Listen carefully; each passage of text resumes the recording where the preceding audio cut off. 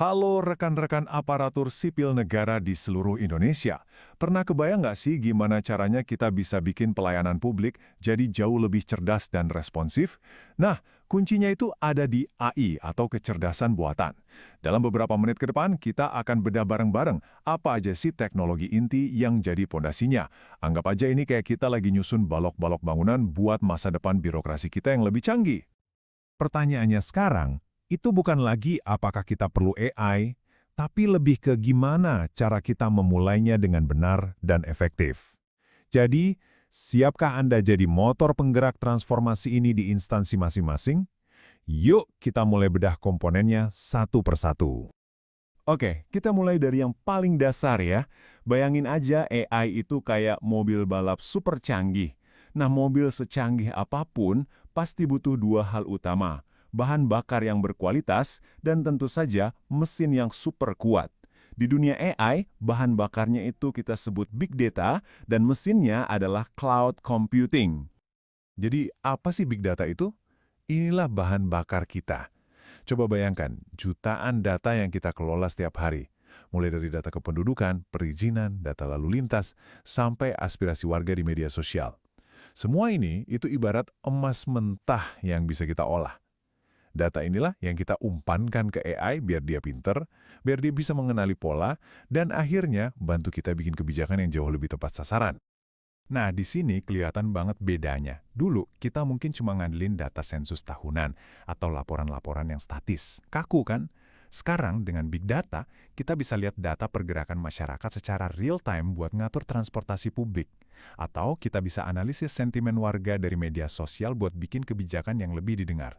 Jadi datanya itu hidup, dinamis, dan kaya banget. Tentu aja, bahan bakar sebanyak dan sekompleks itu nggak bisa ditampung di tangki biasa. Kita butuh sesuatu yang jauh lebih besar, lebih kuat, dan lebih fleksibel buat mengolahnya. Nah, disinilah peran si mesin jadi super penting. Inilah mesin kita, cloud computing. Gampangnya gini, ini tuh kayak kita sewa otak superkomputer lewat internet. Artinya apa? Instansi kita nggak perlu lagi pusing mikirin biaya bangun dan rawat pusat data fisik yang mahal dan ribet. Kita bisa langsung dapat kekuatan komputasi raksasa untuk mengolah big data kapanpun kita butuh. Jauh lebih efisien, baik dari segi waktu maupun anggaran. Oke, bahan bakar udah ada, mesinnya juga udah siap. Langkah selanjutnya adalah ngasih sistem kita kemampuan untuk merasakan dunia di sekitarnya. Mirip kayak manusia, kita perlu kasih dia panca indera. Pertama, kita kasih AI telinga dan kemampuan membaca pakai yang namanya Natural Language Processing atau NLP. Coba deh bayangin, tumpukan laporan dan aduan masyarakat yang harus kita baca satu persatu. Dengan NLP, AI bisa bantu kita ngertiin, misahin, bahkan ngerangkum ribuan dokumen itu secara otomatis. Keren ya, dia beneran ngerti bahasa manusia, jadi pekerjaan kita jadi jauh lebih ringan. Selanjutnya, kita kasih dia mata atau indera penglihatan. Namanya computer vision. Ini adalah kemampuan AI untuk melihat dan paham sama informasi dari gambar atau video. Contoh praktisnya, bisa buat analisis rekaman CCTV, buat pantau kemacetan lalu lintas, atau pakai gambar dari drone buat deteksi jalanan rusak pasca bencana dengan super cepat. Oke, sistem kita sekarang udah bisa melihat dan mendengar data. Terus abis itu ngapain? Ya dia harus bisa bertindak. Sekarang kita lihat gimana caranya sistem ini bisa melakukan tugas-tugas untuk bantu pekerjaan kita sehari-hari.